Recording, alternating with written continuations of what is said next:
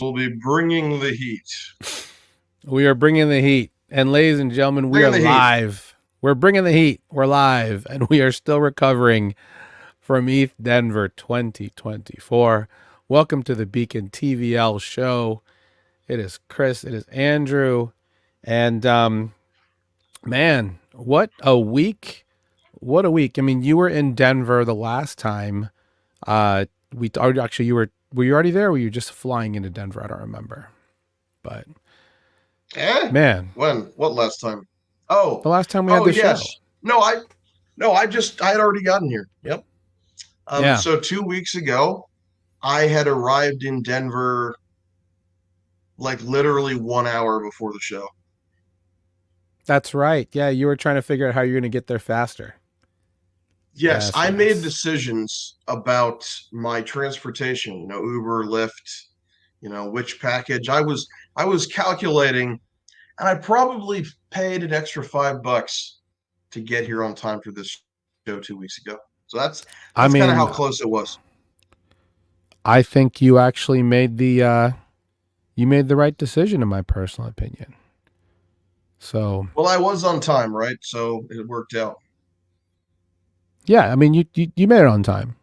Um Yeah, I mean, I almost did an airport lounge. I felt like I'm a loud talker, so I might have inconvenienced or annoyed some other people. yeah. Yeah.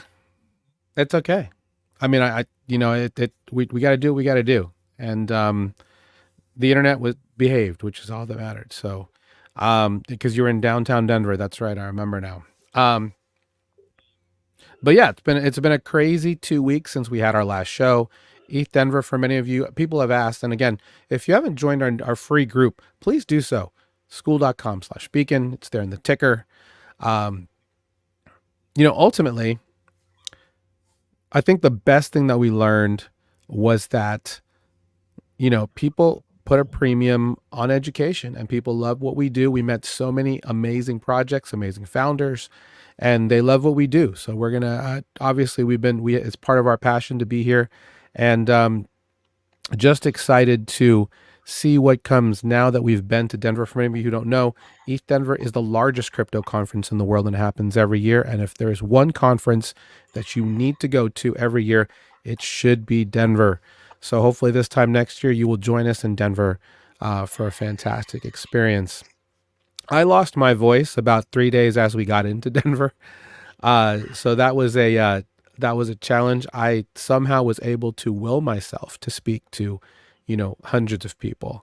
I'm thankful that I did. Thankful for the people that I met, and I look forward to bringing a lot of them here onto our platform in the coming weeks and months, so you can learn more about what they do.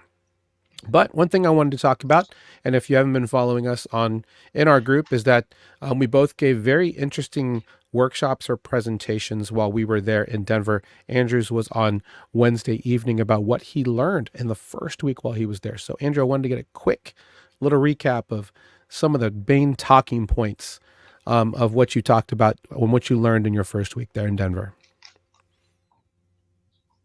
Sure. So, first, I want to say, Chris, that if you had truly lost your voice, I had a backup plan. What I was never that? told you about this, but I had one of those little mini whiteboards in my backpack. Yeah. And I had two different color markers for you. So I had black and red. So that if you met another person that had also lost their voice, you would be able to have just a back and forth conversation. Yeah. I love it. So I wanted to let you know we had you covered. No stress. Also, I think the biggest thing that I learned to start, or here at the end as I'm recovering, um, is that the parties are way better in a bull market than a bear market. Oh my goodness. Are they not? Aren't they just The the parties side are way events? better. Yes. No, like the parties, the lavishness of the parties, Oh the yeah, uh, for the sure. number of people at the parties, the excitement. Um, Not to say the parties in 2023 were bad. Let's just say they were a little bit more frugal, right? That's a good word to use. They're a little frugal. Yeah. I mean, there were still good DJs. It was just, just a little bit more frugal. So I think there are so many takeaways, and I'm only going to focus on a couple of them. Number one is KYC is coming on chain, especially in base and BNB by the end of the year.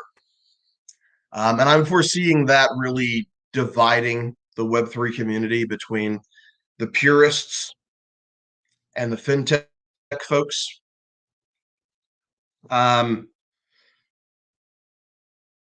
and it's going to be really interesting. Like these things are going to live next to each other, but there's going to be some things that just can't touch.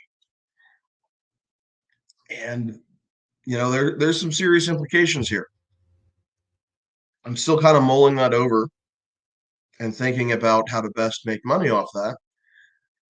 But that just it just appears to be factual. The the next most important thing, and this is not exactly a secret, but the Denkun upgrade is coming up in just about 10 days, 7 to 12 days. Like they could move it a couple days. Those things happen. And that's happening on Ethereum mainnet, but it's a very important part of the purge. The purge is the phase of the Ethereum roadmap that we are now on. Some of you that may have been following Ethereum development for a long time, you may have already heard about the merge, the purge, and the splurge. We are in purge time. And one of the things that's happening during purge time is we're getting some upgrades to optimize the cost of using Ethereum mainnet, especially for layer twos. And when we say layer two, we're referring to layer two scaling solutions, primarily optimistic rollups and ZK rollups. So Optimism, Base, Arbitrum, ZK Sync, these are all different Ethereum scaling solutions. And the costs of using these platforms should go down. And the expectation is that we don't know exactly how much things are going to go down, but 50 to 90% less expensive. So that's super important, especially because bull market on-chain activity is going to drive up costs.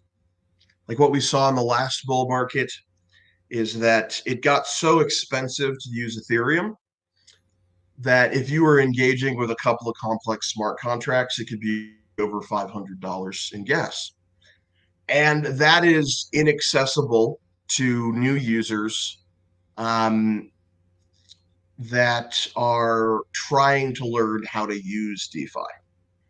So it kind of just puts up a big barrier. Cost to do business is you need to be doing things with multiple six figures on chain. If you're not a whale, you need not apply. And that would have been a real slowdown to adoption of DeFi if we hadn't have had other layer one solutions coming in. And now I'm rambling a little bit, but those are really two big things. Gas costs on everything Ethereum and Ethereum related is going to go down.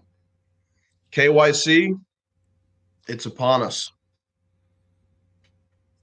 And get ready to hear the phrases ZK and data availability layer right next to AI and DePIN. I've got a bingo card. I'm really hoping we start saying the term Web 4 this cycle. So that's kind of like at the center of my bingo card. If we start saying Web 4, then I win this little game I've set for myself. Web 4. Interesting. is that like the center? Is that the center square? Or are you still getting that Yep, for free? that's no, that's the center square. All right, cool. So that's anything else you wanted to bring up, or are you good?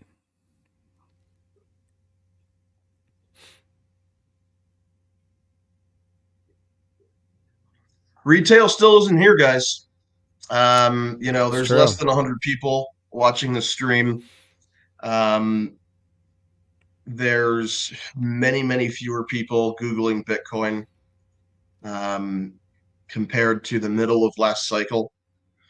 Right now, these inflows are still primarily coming from the ETFs and from folks that are already in the space. We had a fun little, one of the first fun little bull market, big volatility spikes late last night. Wiped out some leverage, went straight back up. Um, so another top level takeaway. I don't think it's really smart to be buying Bitcoin or ETH at this stage. Um, I think that the biggest opportunities are in other tokens and other positions, but Bitcoin and ETH probably just kind of have a free walk to all-time highs from here if inflows continue as they do. Yeah, I think you're right for sure. So my presentation, and this is available on all of our platforms, um, is a little presentation called Bull Market Mindset. Feel free to check it out. Basically, it was just really just a workshop on how to have the right mindset going into this bull market. Um, Basically, the high level parts is learn about capital rotation from majors to narrative coins and altcoins to cash, and then DCing back into majors. It'll be a very long cycle, I do think, moving forward. Take profits is probably the biggest part that people need to learn how to do.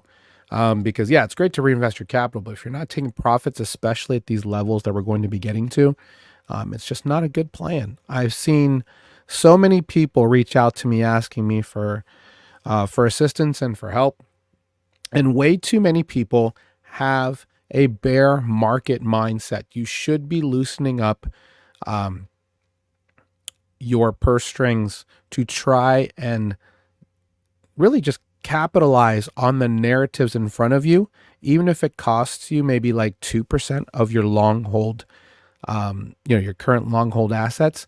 That's okay, in my opinion, because you're actually going to be using that to fuel more acquisition of coins back into your long hold after the run is over, which will be many, many more than currently where we're at.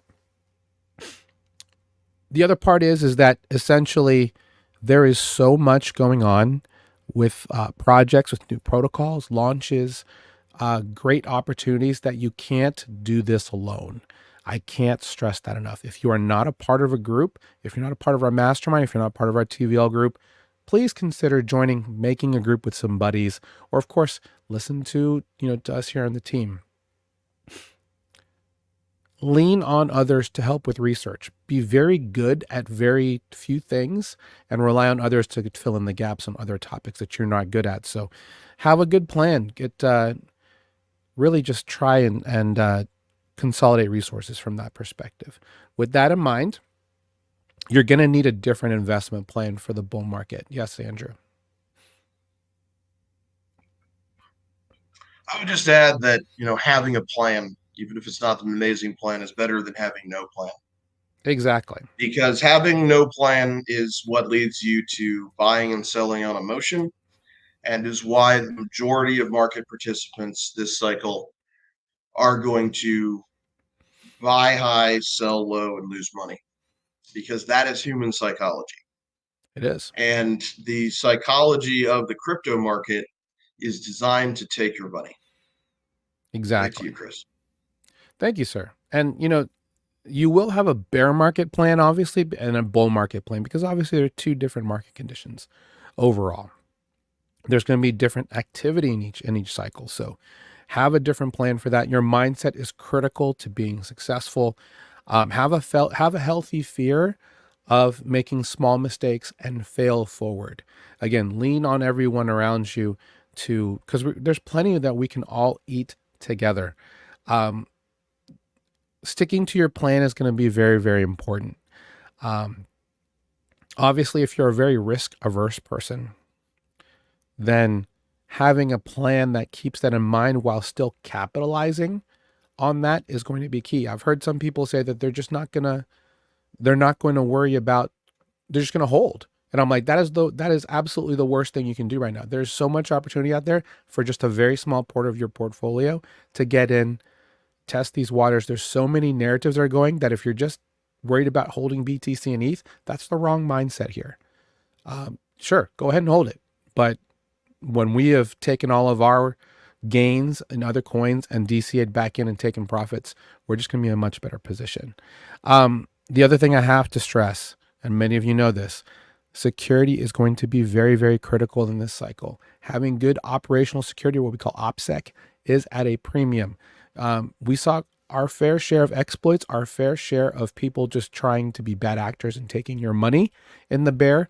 Expect that to magnify by a large factor in the bull market. You're going to see rugs. You're going to see just really bad schemes. People directly contacting you, asking for seed phrases, making you click on bad links. Make sure that you keep operational security at a premium. Of course, if you don't have a hardware wallet, please use one.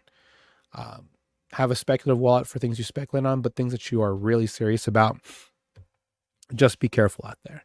And again, there is a lot of opportunity out there and a lot of opportunity to farm. I would prefer that you farm over trading. That's just me personally, because you can more people will win at farming than they will at trading. That's for sure, especially with leverage. And that's it, really. Yeah, that's kind of what we talked about. It's a really good time. Thank you to everybody who attended live. Thank you to everybody who tuned in. As we live stream we live stream my workshop, not Andrew's, but it was good stuff, and things to keep in mind as we continue down this cycle. So anyway, we'll move on to the news, and we've already talked quite a bit about ETHDenver and what a great time it was. And literally, for a lot of people, they were really just kind of shocked at the scale at which Denver has turned into. To be honest, it actually was a little smaller, in my opinion, than it was last year. Not as many booths, but still plenty of people. I think next year's Denver is going to be absolutely insane due to the building that they're doing right now. More money and more VCs are back. I guess we'll kind of see how the 2023 vintage situation turns out from a VC perspective, but there will be so much more building and so much more expansion for Denver next year. So that's going to be something to look forward to, in my personal opinion. And you mentioned at the top of while you were talking, we did have quite a few liquidations as BTC went through a little bit of a sell-off once it hit its all-time high. I believe it was 69,200. We just fell short of the 69,420. But that's okay. But what an amazing ride it's been. I know that some people are calling for 100, 150K Bitcoin. I don't think we're anywhere near there yet, obviously. But at the same time, just be very careful if you're going to be speculating with leverage, because that's how you get wrecked in this space. But looking back at it took me a minute when I saw this, Andrew. 846 days between that day and today. I didn't think it had been that long. But if you had a minute to reflect on the last 846 days between the last all-time high for Bitcoin and the one that we reached yesterday, man, what a ride.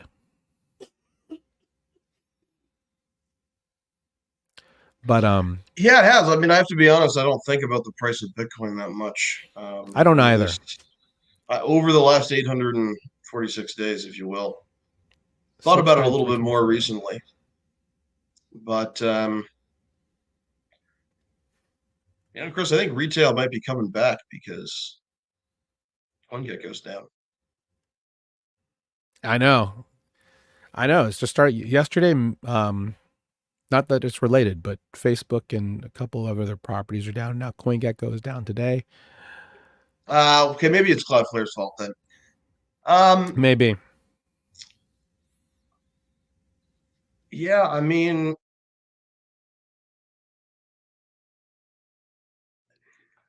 I will say that it's kind of all just going as expected. Like, Yeah. um, everyone that's been paying attention to the crypto market for a few years knows kind of the waves that the market tends to go in, and that has not been invalidated. So, it's important to remember that there is going to be crazy, crazy volatility.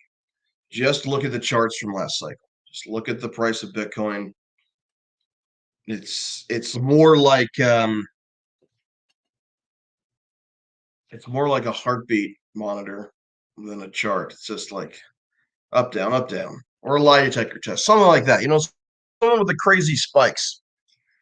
Um,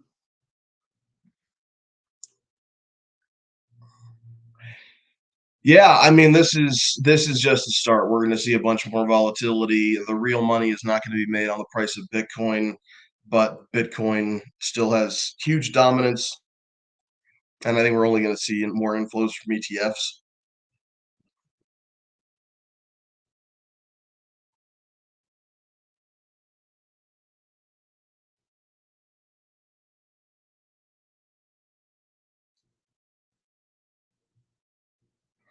You're muted, Chris. Thank you. So yeah, I mean, obviously, expect these type of corrections. We're going to have these as bumps in the road along the way. So that's why we're always talking about being careful with leverage. Obviously, if you're going to be going that route, set your stops, that type of thing. But yeah, we're in uncharted territory in a way, right? And frankly, retail still isn't here. And looking back to where we were 18 months ago in the doldrums, at when we were wondering if we were halfway to Goblin Town at that point.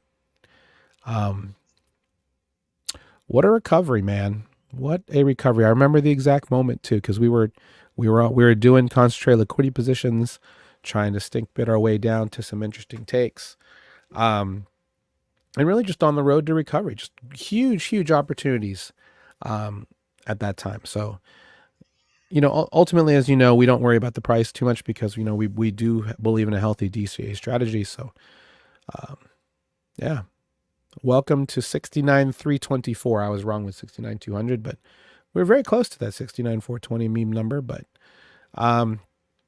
this is a healthy correction. I think I don't we think I still don't have. think we're in. Go ahead. I don't think we're in DCA land anymore, Chris. You don't think so? No. Well, people can still get in if they want. That's for sure. Oh, just what I mean is like I don't think the next 6 months is going to be a good time to be buying the majors. It's true. So I think kind of just buying the same amount every month is I mean it may work for some people, but it is not what I'm going to be doing.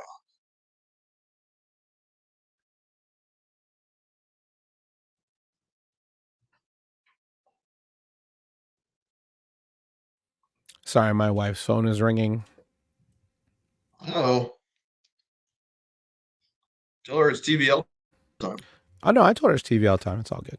But while we have this moment, if you could I'm just please, joking around. I know to everybody who's here, please like the stream, and I'll tell you why. Specifically today, behind me, I have 2 trunks full of swag, and I would love to give as much of that away, and so would my wife. Actually, she would love for me to give away as much of this swag as possible. So I did go through and grab a whole bunch of swag to give away to our communities. So if you are interested in qualifying for some of this stuff, please do comment, do subscribe, and we'll do a little bit of a drawing. feel free to tag anybody you like, and we'll probably do so on our social media as well. So feel free to add us, subscribe to us on YouTube, subscribe to us on Twitter, anything that's out there. And of course, all of our TVL members on our school platform will also be eligible specifically for Swag Zone. We got a ton to give away. So if you're interested, you want to get a piece, your own little piece of ETHDenver, please please comment, and we will make sure we reach out to you. And again, thank you so much for joining us here every week for the Beacon TVL show. Moving forward, Andrew, you mentioned data availability as an interesting narrative, as a hot narrative. I think a lot of people have talked about this as well. I don't know if you knew this, Andrew, but as of yesterday, according to DeFi Llama, EigenLayer TVL has flipped Aave. Bullish. Bullish. And as much as we talked about this in our little groups in Denver, I mean, I'm not shocked, but at the same time, it's just kind of a step back moment and trying to kind of take into really just put everything into focus. You're like, we're at a position where we have a project that is a derivative of Ethereum or Ether token for a project that hasn't really even launched mainstream yet, and everyone is just pouring money into this. Farming points, obviously, for EigenLayer specifically, for their AVS, security pipeline for the layer 2s that will be using it. I'm excited to find out if they have a real product, Chris. Exactly, and that was the point I was getting to, right? We've got multiple protocols having liquid restaking that just popped up seemingly out of nowhere, to be quite honest, because we reported back on the Roundtable, I want to say 2 months ago, that really just Stater and I think it was Ether.fi were the only two that were really just coming with something to market. And it was in testnet. And now we've got roughly 12 different protocols that are doing this across multiple blockchains. Pardon me. So very bullish, but oh my God, EigenLayer, please give us something to show us something tangible that we're coming soon. One thing I forgot to put in the agenda, we'll talk about it in a second, is that, in a very similar mechanism, Dimension has their first rollup coming up, and it's I believe, an AI gaming platform called NIM Network. So for all of you DIM stakers, if you've been following along with us, that should be, I believe they're giving away 9% of supply at Genesis as an airdrop. So if you're a DIM staker, let's go fighting. We'll see what happens. So yeah, just seeing this come across the timeline, that's big news. Obviously nothing against Aave. Aave is a huge dinosaur Lindy protocol that everyone uses, but to see that a project that really hasn't even come to full maturity has flipped them in TVL in literally 2 months is like, yeah, I don't even know what to think. So good luck to all of you farming points. We'll go ahead and move on to the next headline. Coachella. You a fan of Coachella, Andrew? Do you like music festivals? I've never been, but I hear it's good. Yeah, I have never been either. I'm not a big fan of. I don't go to concerts. I mean, I don't go to concerts. All right, but so neither of us go to concerts, and we're going to talk about it. Got it. Mm-hmm. Yeah, but I would. Well, it's really just more for the idea behind the tech, right? So, Coachella gave lifetime NFTs through FTX 2 years ago, I believe. Obviously, we know what happened with that. So, they've come back this time to do NFTs again for admissions through OpenSea, and the back end is through Avalanche, which is a really good win for BD, considering everything Polygon is doing. For Avalanche to come in and swoop in with OpenSea to, two protocols or two networks on the come up to glow up to get Coachella is very, very cool. Good for them. This is hopefully these are hopefully good tailwinds for both OpenSea, which has seen its own struggles in 2023, as well as Avalanche blockchain. I've, as a longtime user of the Red Coin, I do hope that Red Coin good continues as a narrative as we move forward, because we need multiple types of blockchains for everyday users like ourselves to find good opportunities on. So good for OpenSea, good for Avalanche, and NFTs as admission gateways. Not a new concept. I think is a great concept. Obviously, people like Gary Vee have used them to, max effectiveness. Yeah,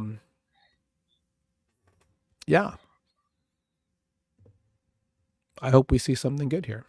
I hope we see this as again, it'll be kind of a recurring theme based on the other things we're going to talk about today, but it's like a lot of people keep saying we're so back, and things like this are definitely going to be part of that narrative as we move forward. What do you think, Andrew? Feeling a little frothy. Feeling a little Feeling frothy. frothy. I don't know. I'm not sold on NFT concert tickets, but I mean, sure. Yeah, sure. What I want to see when we're really back, or maybe this is more of a top signal, is when Coachella makes a token and airdrops it to people who have attended concerts. I don't want to see that. Or if you could I don't want earn to see some points, maybe Ticketmaster starts doing that. NFTs Farming. and you get points. Yeah, the last thing I need are my teenage daughters farming points to go see X or Y at Coachella. That is Well, the last thing. Chris, if you believe in the future we're building, maybe you should take one for the team on that. Yeah, maybe so. Um, I guess we'll see. And just talking more about this idea is how back are we? Here's a thing from the past. The sandbox is surging back forward. Dinosaurs. The dinosaurs are here. I mean, the Apple Vision Pro has been released, right? Or it's going to be released soon to the public. I mean, you got to have something to do with your $3,500, or rather, if you want the good one, the one for 4K is probably the best experience overall. But metaverse, man, metaverse. Apparently, the sandbox has been, looking at coming back with some new partnerships. I guess they have one with multiple besides Gucci and Lacoste, two very long-standing fashion brands. I do think we see more of these types of partnerships coming forward. I met with a couple of blockchains that are doing some of these high fashion blockchain experiences, trying to get more casual users to use blockchain tech. I mean, I do think metaverse could be a specifically big catalyst for things like that. This must be an old one from last Q4, but yeah, I mean, it's no secret that metaverse took a huge hit in 2022 and was practically non-existent in 2023. So, yeah, if they're back, if they're almost on the way back, that's bullish for retail, in my personal opinion.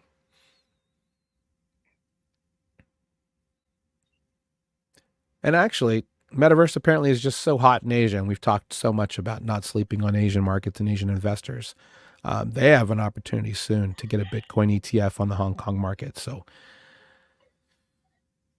what do you think, Andrew? Boy, No rest for the weary in this case. yeah, I think Asian retail is front running U.S. retail a bit, and that's an interesting dynamic. I don't know that an ETF in Hong Kong is going to have anywhere near the effect that an ETF based out of the U.S. has had, but that's still cool. Yeah, I mean, according to Triple W, it's crazy alive in Dubai, which premium experiences. Dubai is full of premium experiences. I think that makes sense. So, as yeah, I do think this is an interesting signal here. I don't know where this goes from here, but the fact that I saw this and a piece of alpha that we heard in Denver, that the part of the Ohm team is now on blast with baseline markets, with, I guess it's going to be trademarked, unruggable liquidity with 9-9, meaning taking your 3-3 protocol owned liquidity tokens and literally looping them to get to the 9-9 is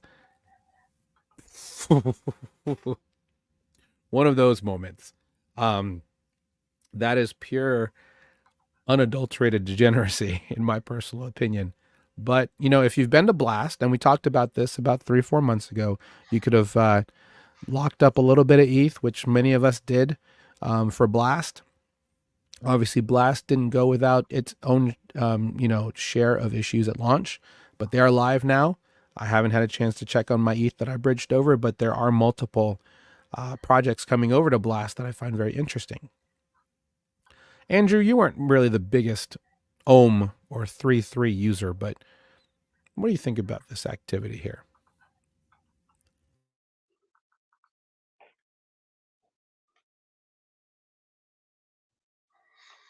I mean, never count out a cult in a bull market is really what it comes down to. If you can convince a bunch of people to keep buying and not selling, you can do some interesting things. You can convince people to make it impossible for them to sell something.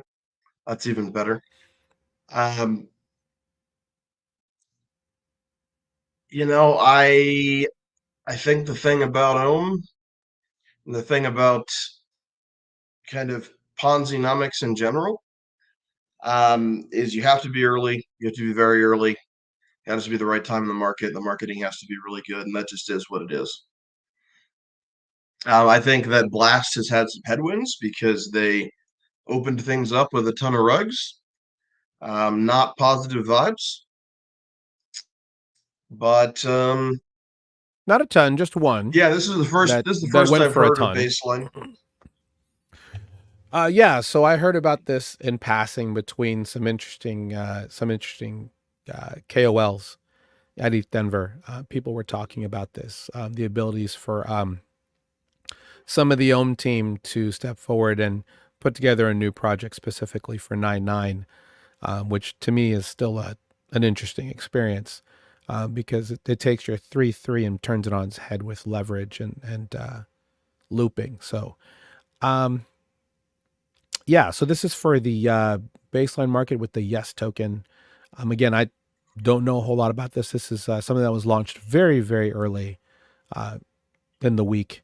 So do obviously check if you want to check it out on Blast. There are different ways to get there, which I need to get a guide out on. But yeah, there's a lot of things. There's a lot of L2s coming forward, both optimistic and ZK over the next couple of months, and we'll talk more about that in our little in our next section. So outside of this, dinosaur coins are pumping again. We saw Filecoin, we saw Internet Computer, um, multiple coins just getting weird, not weird pumps, but just pumps that just make you kind of scratch your head and figure out what's going on.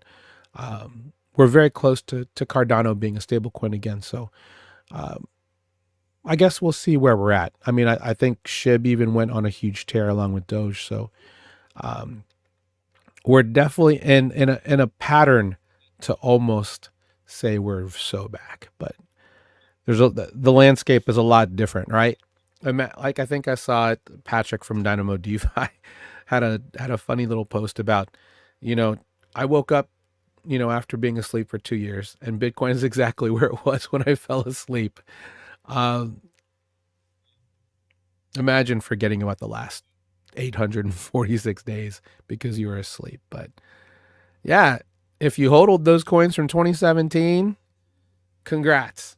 That's some serious diamond hands, or that's just dust that you forgot about. One of the two. So, Yeah, so talk about that for a second. yeah.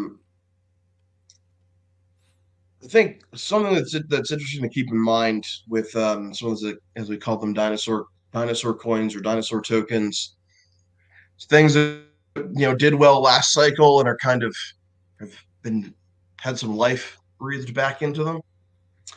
Um, I think there's really like two factors at play here. Number one, there is still money left over that those teams raised last cycle. So even though they haven't had great attention or great attraction, or excuse me, great traction, they still have deep pockets to continue existing, right? Filecoin probably not going to run out of money. Is bringing SQL databases on a blockchain going to change the world? Not sure about that, but they still have tons of money. The other thing is just we are going to have waves of speculative frenzy, right? So BTC and ETH go up. Everyone wants to outperform BTC and ETH. So you have waves of capital going in to lower market cap coins and tokens because everybody is greedy and trying to make as much money as they can. So ultimately, we're going to have a phase of the cycle where a lot of these altcoins, whether they're dinosaur coins or not, outperforms the majors. And tons of people throwing money at things, trying to get that 10x, that 100x, that 1000x. So that's just how a bull market works. It doesn't have to make sense.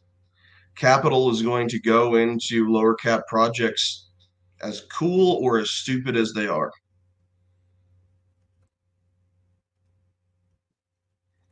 So I think that's also like it's important to not be too logical. And I mean that kind of to me ties back into bull market mindset is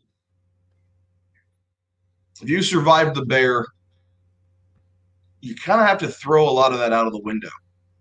Not all at once. I'm not saying, sell all your ETH into SHIB. It's definitely not what I'm saying. Into SHIB. But yeah. Yeah, sure. But that is what's happening in the market. That's what's happening in the market. These teams still have plenty of money. They're not going anywhere. And capital is chasing opportunities both by flowing from chain to chain to engage in DeFi and also by flowing from meme coin to altcoin to meme coin.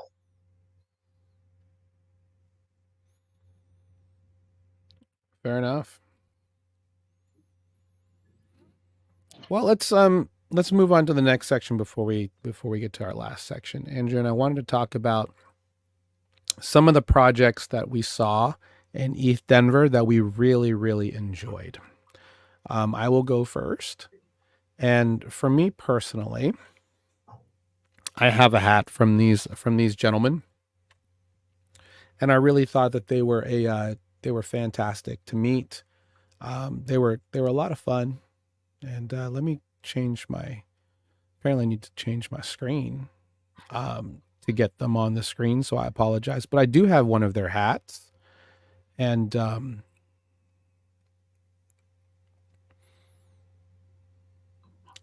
first one is Grow the Pie. So Grow the Pie is I guess I didn't follow them. Sorry about that, guys. Told you I'd follow you. Met them at the Linea booth. Linea being the layer 2 from Consensus. And essentially Grow the Pie, gonna definitely hopefully have them on for an AMA soon, is a really cool analytics platform, much like DeFi Llama, but they get down all the way to the smart contract level. So they give you some interesting markers, some interesting analytics based on block space, based on what protocols have the most transaction fees or the most used over a certain amount of time. Really cool visuals. They walked me through quite a few of them, and they really caught my attention. Yeah, really great project. Again, this is Grow the Pie. Happy to feature them on our call today. Definitely want to have them on. Another one that I saw that was really cool in Denver And I have their hat right here because they have, I do like purple. So anyone who wants to, send me purple gear or, with cool logos, I'm good with. And this is Moto Swap. Moto Swap is and again, I guess I didn't follow them. I thought I did. Either way, um, layer one decks on Bitcoin. Now, I know what you're saying. Like, this isn't a layer two, much like everything else that you see with ordinals and stuff like that. They've actually changed, created their own version of the BRC20 token standard. And if you're on BRC20, there's really one game in town when it comes to dexes and purchasing and swapping for your ordinals, and that's Unisat. They've actually created MotoSwap as a competitor to that by focusing on a different part of the envelope. So you're not necessarily dealing with just JSON metadata, which actually makes the process, the process cheaper in terms of gas and hopefully less, probably still the same amount of congestion, but hopefully cheaper. So ultimately, a much more interesting UI, a little bit old school, a little 8-bit, I guess would be the idea, but they're really cool team, great energy. That was the one thing that stood out when we went to go meet them, is just that they were just really, high energy, really had great things to say, really knew their product well and knew what their product market fit was here at ETHDenver and in the Web3 space. So excited for them. They're still in testnet, but do look out for MotoSwap. They'll be coming along the way as well. I have two more things I wanted to feature, and then we'll go to you, Andrew. One of my favorite protocols, if you follow us a lot, is Beefy Finance. And I actually got to meet them at Denver this year. I don't remember seeing them last year, but had a chance to talk with one of their BD wizards, as well as someone who is very high up in their infrastructure, and had a really great chat. I love featuring them in our spotlights. They really love what we do, and let's just say that there might be some stuff coming with Beefy and Beacon in the future that I'm really excited about. So, yeah, man, very excited. And then the last thing, and I got turned on to this from Andrew, and then thanks to the folks at ZK Sync Era Mainnet, we have this lovely children's book, well illustrated, called Zero Knowledge Proofs Explained Like I'm 5, which is ELI 5. For many of you who are not familiar with that, stop blurring me. In any case, really cool book. Chris. If you Did you get your own book, or did you take that from the house? No, I got my own book. We went to the event, and we went to the ZK Sync Era, and amongst other swag they were nice enough to give me, they gave each of us our own copy of the book. And basically it has some really interesting, I guess, really well illustrated, almost children. It's definitely a children's book, right? To teach you exactly, blur. It's not a children's book. It is not a children's book, of course, but it teaches you in very simple terms. I mean, give it to one of your kids if you want, and see if it is. I might. I'll have my wife read it first, but specifically how to understand what a zero knowledge proof is. And Andrew, I know you had half of your presentation talking about what a zero knowledge proof is, so I'm happy that they had books like this to really outline exactly, what is a zero knowledge proof ELI 5. So for me, that was the highlights of my Denver experience. Obviously, seeing our members in person was the biggest, of course, and spending time doing coffee and coaching with many of them. And all right, you ready for an ad hoc quiz, Chris? Go ahead. No, I'm not. I'm going to fail. Did you read the book? No, I did not. Okay. I'm telling you up front. Dark and as snark is. You probably already know that before even reading the book. I did, but I'm not going to get the answer right. They're just built differently in terms of the standard. But yeah. So those are the four. Which one is computationally faster? I believe that is the snark. Okay. Cool. Thank you, sir. I didn't know that. I didn't know that. That would be it. So yeah. Starknet also was there. Have a nice hoodie from them. Um, I don't know if it fits me, so it might be swag for somebody else. But yeah. Anyway, Andrew, any projects to you that you met at ETHDenver that you found very interesting?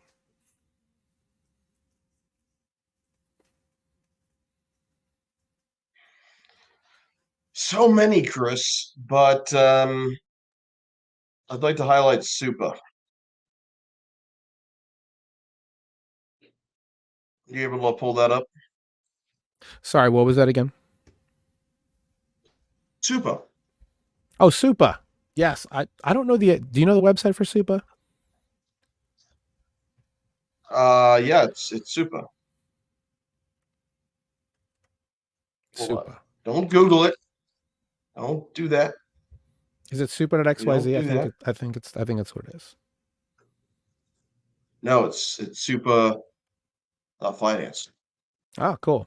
Yeah, I didn't get a chance to go to their booth, unfortunately, but they're very cool. A lot of people talked about Supa. There was nobody there when I had a chance to go to their booth, but um, yeah, the idea behind Supa, very very cool. It's like Fur Combo on steroids at the smart contract level. So It's give us a quick Zapier for rundown. DeFi. Exactly. Zapier for DeFi. For those of you who aren't familiar with Zapier, Andrew, we use it every day. Tell us about Zapier.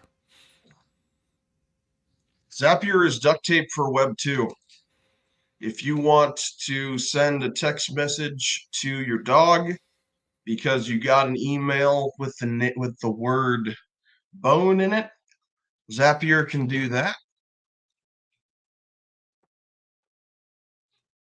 It can. It can do Yeah, that, I Chris. can. Yeah, that. Go If ahead. you want to, sync data between a CRM and text messaging software that don't directly integrate, Zapier can do that. So it's duct tape. It's no code duct tape for Web 2. And what Supa allows you to do is create a smart contract wallet and automate that wallet through your platform. So that means you could open a liquidity providing position and essentially set a stop loss where it would liquidate. You can do auto rebalancing Uniswap v3 / concentrated liquidity positions with this. Um, and you can also share strategies and share macros throughout the marketplace. So this is a very young platform,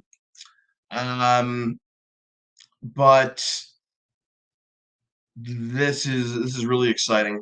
This is really exciting because if you've ever used Zapier for your Web 2 business or your brick and mortar business, you can now do that with DeFi strategies using Supa. So um, I foresee spending a lot of time with this platform and platforms like it personally this cycle because there's two things I like to do. I like to do high risk, high reward liquidity providing, and I also like to sleep. I also like to get a good 9 hours of sleep every night without having to close all my positions. Andrew does not have So children, by the way. being able to LP with a stop loss, being able to create essentially a trailing stop loss for tokens where there's no perp dex on chain because it's some brand new thing. This is a really exciting tool. This is a really exciting tool. It's going to still require some level of technical knowledge or time to create the strategies yourself. But you know, you can also use strategies in the marketplace that other people have used, or use other people's macros as a building block for creating things. So very excited for that. Um, Yeah, a lot of applications on this one. Even just the couple times we've talked about it, I could definitely see it in as you mentioned, automations for LPs. I could see it in with regards to payroll. for treasury management, things like that. I think that could be, specifically for founders and for, project creators. Lots of awesome ideas here, building off of, things that have already been existing, but making it even better, in my personal opinion. Yeah, I mean, it lets you duct tape things that are already out there together. Yep. Lets you turn a regular LP position into a semi-automated LP position. There you go. What else, Andrew? What else? What else? What else caught your eye?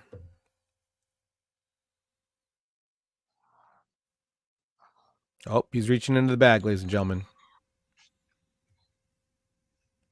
There it Well, I'm going to is. have to give at least a very small shout out to the ZKM team and the folks associated with Menace DAO for letting me spend so much time at their hacker house talking to cryptographers, mathematicians, and infrastructure devs about the nitty gritty of ZK Tech.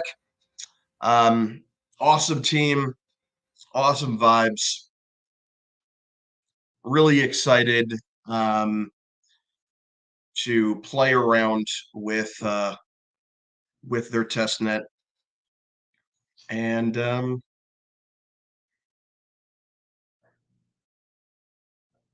yeah, I mean, I think Supa and the friends and some stuff I can't talk about yet are really the highlights. Um, but there is just so much. There's so much. We could talk about Beam. We could Oh talk yeah. about Scroll. We could talk about heck. We could talk about Teller. We could talk about the Leo wallet. But hopefully, um, we'll just be able to bring on some of those folks and they can talk to you instead of us just talking about them. Yeah, I was about to say you mentioned a whole bunch of people that we've already confirmed as wanting to come on to our platform to talk to all of you. So hopefully we'll have them as AMAs, or even depending on how things go, hopefully they'll have time to actually join us on rotation here for TVL from time to time. Thanks, Andrew, for that. We'll go ahead and head to our last section before we we call it a day, which is our call for help section.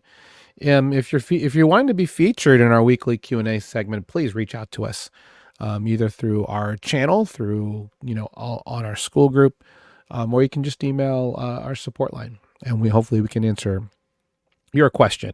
Again, I wanted this to be a regular part of what we do, and I want to make sure that anyone who has a question is something that we can answer, and at least hopefully walk you through something. So today's question comes from a user named Big Ben. And, Ben said, Big Ben, sorry. I had a question about how to do a Uniswap V2 position using Uniswap V3. How do I do that? And is it worth it? So to break down what that means is a Uniswap V2 position is a typical LP position that you see on most dexes. The pool constant is determined by, what we call the XYK formula, or the constant pricing formula. So essentially you have two assets, 50-50 ratio, and you are providing liquidity across the entire price range, with regards to how you're getting exposure to both of those assets. Now in a V3, or what we call a concentrated liquidity position, you're actually focusing your liquidity in a specific price range on that curve between the two assets. It's easiest to just do either like a correlated asset or possibly a stable coin and a directional asset, because you can actually know what that price range would be. So if you did ETH USDC between 3,000 and 4,000, that would be, a specific range where you are providing your liquidity for that. So by design, your yields on that are going to be higher, because when you're doing a concentrated liquidity position, you're actually just providing the liquidity and then getting a portion of swap fees between the two assets. And that's basically how you make your yield. So if you're going with a hot pair, you will get more back in yield because more people are actually using those dexes and those routes, especially if you're using so if people ask, am I still kind of missing out on, fees if someone's using DeFi Llama or something, and I'm just doing a Uniswap V3 pool? The answer is no, because um, ultimately those are aggregators. So they most likely will aggregate a Uniswap route because it may be the best performing route at a specific fee tier. So without getting too deep in the weeds. So again, the answer is yes, you absolutely can do that. So the best way to do that, and I'll go ahead and pull up the window here in Brave. And I'm here at uniswap.org here in the pool section. You can see some of my older positions that are way out of range for USDC, DOTI and BTC, GMX ETH, and ETH USDC. What you would do is, and again, these are out of range because these are specific V3 concentrated liquidity positions. If I wanted a full range position, you can do that here. So all I have to do, and we'll choose ETH tokens here, just to use that as a simpler example. So ETH, and then the token I'll choose here is wrap staked ETH, which is Lido staked ETH. So you'll just type in, so it's STETH or WSTE ETH. There you go. Wrapped liquid staked ether right there. WST ETH is what I'm looking for. You can type in WST, of course. You probably got there faster than me. But so we have these two. Now, what we want to do is select a fee tier, and it really depends. I'm guessing you could use the analytics to find out which pair is having the best volume. We're going to go with the 0.3% tier. And normally at this point, you would provide a range between what prices you want to have. So this is correlated, right? So it's just the price of ETH. So I could go between 3,000 and 4,000 here. Actually, no, I take that back. The price curve between the two assets. So it's going to be very small, but bear with me on this. Ultimately, what you're going to do is you're just going to put in full range. So if you click on full range, the price is now between 0 and infinity. That means that now you are specifically giving the full liquidity price control range here. And that's how you would do a V2 style pool here on these newer concentrated liquidity platforms. And this works whether you are on Uniswap, Trader Joe for Liquidity Book V2, or even somewhere like Orca on Solana. This type of strategy does work across all of the concentrated liquidity AMMs, or the clams, if you want to call them that. Obviously, the price here between the two, you could certainly do a fixed range between, so right now it's 0.864. You could do 0.8 to 0.9 since they're correlated, and play the yields there. Now, I will say, if you go the full range because you're going the full gamut of price, yes, your yields will be lower than if you did a more concentrated position, but you don't have to worry about the portions of V3 that can be troubling, like divergent loss, because you will end up, if you go out of range, and holding one of either the two assets in 100% supply. So if you're not wanting to lose any of your ETH or your STETH, this is a good way to do it, because you should keep it, roughly within range. That doesn't mean that you won't lose any, due to regular and permanent loss, but in a V3 position, you're not going with divergent loss. So hopefully that answers your question. And hopefully, that answers anybody's question who's watching here live or watching the recording. Could I add something to this, Chris? Of course. So the core of the question, right, is can I and should I? Yes. So first of all, yes, you can. You can essentially, if you do an infinite range V3 position, that is going to be the same thing as a V2 position. It'll allow Yes. you to provide liquidity in that manner using a V3 pool. Which means, there's an argument to be said that there's really no reason to use Uniswap V2 positions or pools anymore, because it can all be done through V3 anyway and combined into the same pool. So the reason why you might want to do this is if you want to minimize impermanent loss by providing your liquidity over the full infinite curve of prices. But it would not make sense to me to do this with something like ETH and wrap staked ETH under any market conditions, because I can fairly accurately predict what the divergence is going to be. wrap staked ETH is going to be going up probably a maximum of 3% per year compared to regular ETH. So yes, it's going to be like slowly drifting out of range, but you could just set this up and pick a range that would last a year, and it wouldn't even be into any of the significant divergent loss bands. So it's really hard to give an exact simple answer with Uniswap v3, because it would take me about a couple of hours to really walk someone through it that was starting from zero understanding.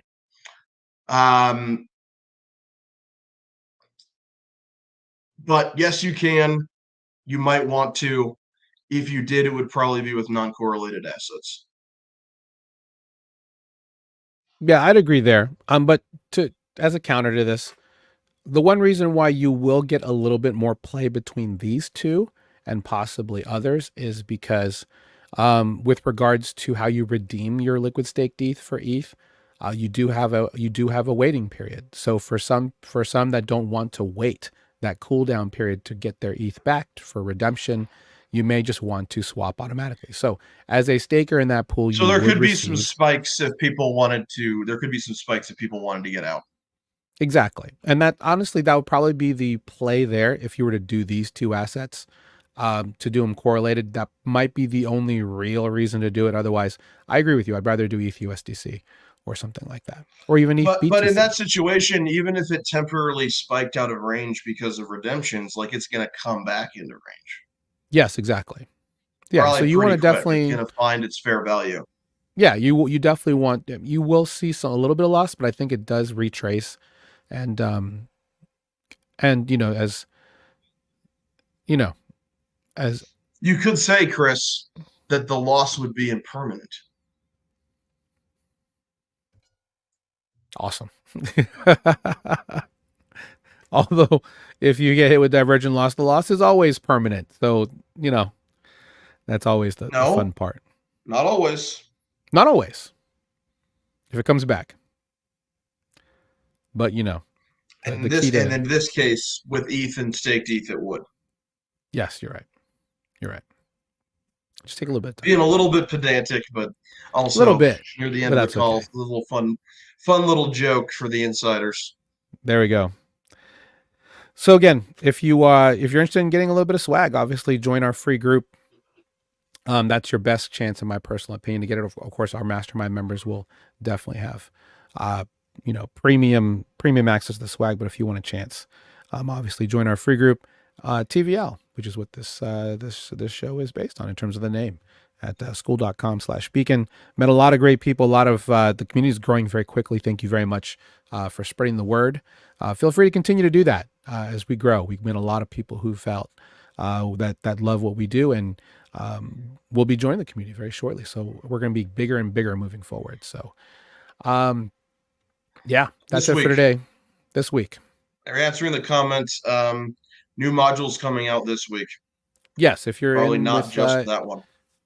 right. So yeah, again, we're still just kind of recovering from Denver. I apologize for some of the delays and stuff like that, but we are definitely back on the grind, following up with contacts and getting you guys the best value possible here at Total Value Locked.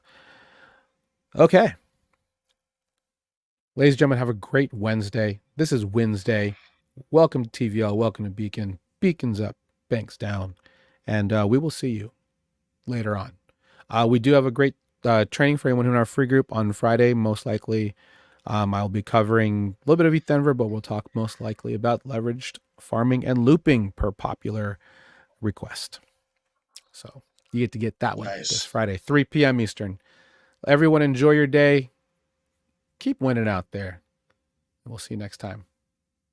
07. Thanks for joining us today. Don't buy more Bitcoin. See you later. Not financial advice. Not financial advice, not tax advice. Do your own research. Don't ask us. We're DJ.